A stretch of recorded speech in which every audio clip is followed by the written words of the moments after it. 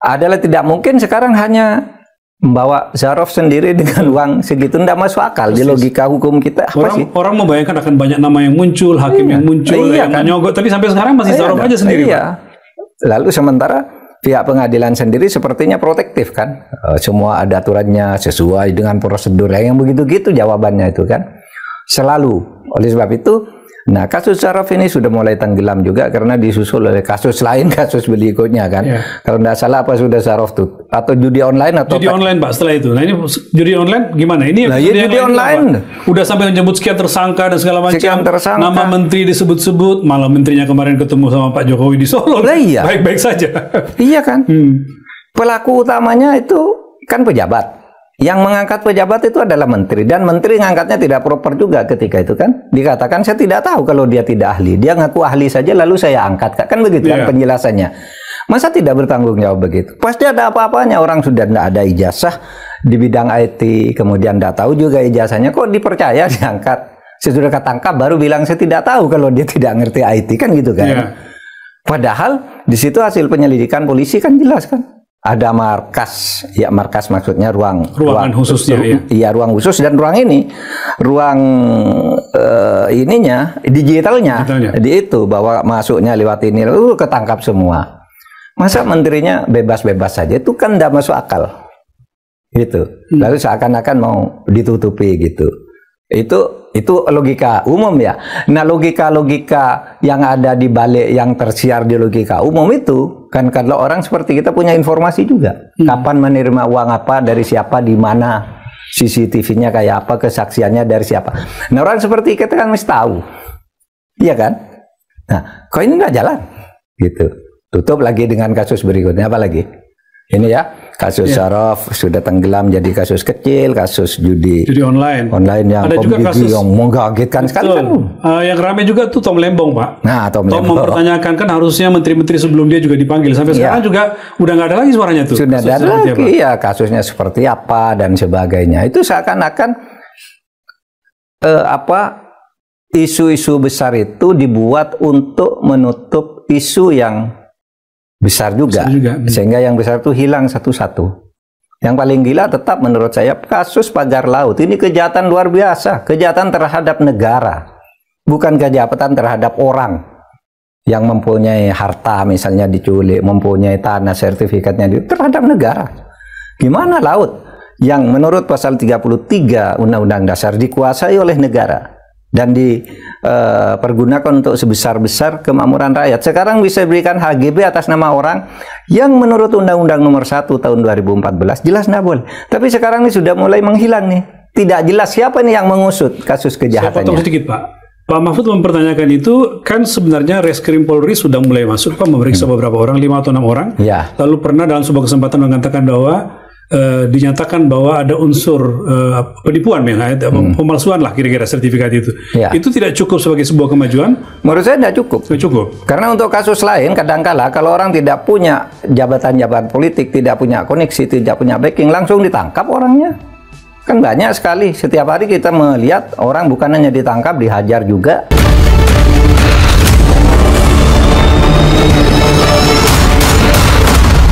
Kan banyak kasus-kasus besar Pak, yang sering kita bicarakan. Tapi saya ingin Pak Mahfud mencermati lagi. Nomor 1 kasus Zarov Richard Pak. Itu kan sudah 4 bulan lebih nih sampai ke sini. Kalau nggak salah minggu ini masuk pada tahap persidangan, tapi kita nggak mendapatkan informasi yang signifikan. Apa pandangan Pak Mahfud tentang pengusutan kasus ini sampai sekarang? Ya banyak yang tersembunyi, nampaknya banyak yang ingin dilindungi di situ. Kasus Zarov Richard itu di dalam persepsi publik yang muncul karena langkah penegakan hukum oleh Kejaksaan Agung yang sangat tegas waktu itu dugaannya kan melibatkan banyak hakim, karena di dalam kesimpulan-kesimpulan umum yang muncul dari pendapat jaksa itu tuh kan disiapkan untuk perkara, untuk banyak perkara dan sebagainya. Nah sekarang yang muncul justru pengadilannya udah mau mulai, saya kira hari-hari ini ya. Pekan ini Pak. Pekan ini yang muncul hanya Zarov Richard. Itu ingin melindungi banyak orang. Kalau dalam persepsi publik ini harus dibuka. Uang sebanyak itu dari mana aja, kemana aja. Karena untuk membuktikan bahwa Zarov ini adalah seorang apa namanya penjahat yang bisa saja menjadi pengalur, karena pengadilan sendiri kan terbukti kotor. Ini kan munculnya Zarov Richard itu kan dari Tanor, ya, dari Tanor, Ronald Tanor, dia dibebaskan, lalu hakimnya bilang memang tidak terbukti bersalah, kepala pengadilannya membela bahwa oh ini para hakimnya hakim patriotik dan gitu kan, hakim yang baik, tidak mungkin korupsi. Ternyata terbukti korupsi dengan jumlah uang di apa namanya di kediaman dia yang hakim-hakim itu kan di kotak di bank ya, di safety box ya. Itu masuk tanggal sekian, uraiannya sekian, yang menyerahkan saya itu ketemu semua, katanya ini hakim patriotik. Pada akhirnya sudahnya ketemu, kepala pengadilannya pun yang membela sekarang pun dicokok. Udah dicokok sekarang ya. Berarti udah kotor kan pengadilan. Ya waktu itu Pak Mahfud mengatakan ini harus diperiksa juga nih kepala pengadilannya. Harus diperiksa waktu itu, ini harus diperiksa duluan kepala pengadilan. Belum apa-apa sudah membela bahwa ini hakim patriotik. Padahal itu tidak masuk akal. Ya sekarang dicokok juga. Nah sesudah itu kan melompat ke Zarov. Nah Zarov itu lebih meledak lagi karena ada uang hampir 1 triliun di rumahnya yang pada waktu indikasi kuatnya ini untuk uang perkara mengurus ke hakim A, hakim B, hakim C dan seterusnya. Nah, adalah tidak mungkin sekarang hanya membawa Zarov sendiri dengan uang segitu, tidak masuk akal di logika hukum kita. Orang membayangkan akan banyak nama yang muncul, hakim yang muncul, yang menyogok, tapi sampai sekarang masih Zarov aja sendiri.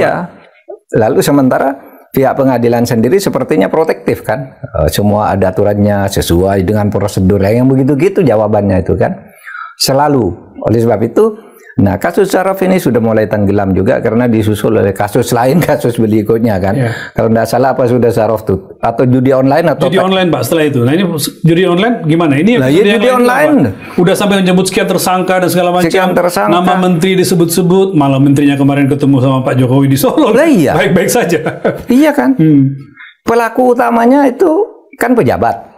Yang mengangkat pejabat itu adalah menteri, dan menteri ngangkatnya tidak proper juga ketika itu kan. Dikatakan saya tidak tahu kalau dia tidak ahli. Dia ngaku ahli saja lalu saya angkat. Kan begitu kan penjelasannya. Masa tidak bertanggung jawab begitu? Pasti ada apa-apanya, orang sudah tidak ada ijazah di bidang IT, kemudian tidak tahu juga ijazahnya, kok dipercaya diangkat. Sesudah ketangkap baru bilang saya tidak tahu kalau dia tidak ngerti IT kan gitu kan. Padahal di situ hasil penyelidikan polisi kan jelas kan. Ada markas, ya markas maksudnya ruangan khususnya ya. Ruang khusus dan ruang ini, ruang ininya digitalnya. Di itu bahwa masuknya lewat ini, ketangkap semua. Masa menterinya bebas-bebas saja, itu kan tidak masuk akal. Gitu. Lalu seakan-akan mau ditutupi gitu. Itu logika umum ya. Nah logika-logika yang ada di balik yang tersiar di logika umum itu kan, kalau orang seperti kita punya informasi juga. Kapan menerima uang apa, dari siapa, di mana, CCTV-nya kayak apa, kesaksiannya dari siapa. Nah orang seperti kita kan mesti tahu. Iya kan? Nah kok ini nggak jalan? Gitu. Tutup lagi dengan kasus berikutnya apa lagi? Ini ya, kasus Zarov sudah tenggelam jadi kasus kecil, kasus judi online yang ada juga kasus yang mengagetkan sekali kan. Yang ramai juga tuh Tom Lembong Pak. Nah, Tom mempertanyakan kan harusnya menteri-menteri sebelum dia juga dipanggil, sampai sekarang juga udah nggak ada lagi suaranya tuh. Sudah ada lagi ya, kasusnya seperti apa dan sebagainya. Itu seakan-akan isu-isu besar itu dibuat untuk menutup isu yang besar juga. Sehingga yang besar itu hilang satu-satu. Yang paling gila tetap menurut saya kasus pagar laut. Ini kejahatan luar biasa, kejahatan terhadap negara, bukan kejahatan terhadap orang yang mempunyai harta, misalnya diculik, mempunyai tanah, sertifikatnya terhadap negara. Gimana laut yang menurut pasal 33 Undang-Undang Dasar dikuasai oleh negara dan dipergunakan untuk sebesar-besar kemakmuran rakyat. Sekarang bisa diberikan HGB atas nama orang yang menurut Undang-Undang Nomor 1 Tahun 2014 jelas nggak boleh. Tapi sekarang ini sudah mulai menghilang nih. Tidak jelas siapa nih yang mengusut kasus kejahatannya. Saya potong sedikit Pak. Pak Mahfud mempertanyakan itu, kan sebenarnya Reskrim Polri sudah mulai masuk Pak, memeriksa beberapa orang, 5 atau 6 orang.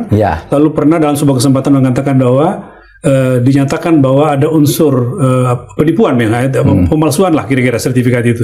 Itu tidak cukup sebagai sebuah kemajuan? Menurut saya tidak cukup. Tidak cukup. Karena untuk kasus lain kadangkala kalau orang tidak punya jabatan-jabatan politik, tidak punya koneksi, tidak punya backing, langsung ditangkap orangnya. Kan banyak sekali, setiap hari kita melihat orang bukan hanya ditangkap, dihajar juga. Nah ini kan sudah jelas, ya, sudah jelas ada SGB ilegal. Nah kalau SHGB ilegal, surat hak guna bangunan ilegal, sama SHM ilegal. Ini kan sudah jelas ini. Tindak pidananya tidak usah dikatakan pemalsuan dokumen. Pejabat tanahnya ini yang mengeluarkan ilegal ini panggil dulu. Kenapa? Siapa dulu yang berkomunikasi dengan kamu? Mana dokumen? Di situ akan gampang. Dan itu bisa ke korupsi, Pak, ya, berarti ya? Bisa ke korupsi. Harusnya karena keluarnya itu diduga kuat, pasti ada bayar-bayaran kan, orang tiba-tiba menjadi kaya dan sebagainya itu ya, dan macam-macam gitu ya. Bisa diduga ya, meskipun orang menjadi kaya tuh bisa saja tidak. Tapi dari ini kok bersambung dengan kasus ini, itulah hukum. Dicari itu kaitan-kaitkannya sampai fakta-fakta itu ketemu. Kalau Kejaksaan Agung mengusut ini, pasti ketemu. Karena Kejaksaan Agung teknik untuk investigasinya tuh dalam, saya tahu. Bisa kok menemukan kayak gini. Kalau dipandu, ambil itu, tetap ketemu. Ketemu untuk anunya. Kejaksaan Agung tuh ahli di bidang ini, tidak usah digurui. Tapi juga diam, apalagi polisinya diam. Nah, KPK, kalau KPK kan harus disebut. Kalau saya KPK tuh rasanya kok udah nggak ada ya sekarang ini. Ya gitu aja gitu. Demikian informasi yang dapat saya sampaikan untuk hari ini. Semoga memberi manfaat. Salam dan doa kami untuk keluarga dalam perlindungan Allah, dalam dekap kasih sayang Rahman dan Rohim Allah Subhanahu wa Ta'ala. Allahumma amin. Terima kasih. Wassalamualaikum warahmatullahi wabarakatuh.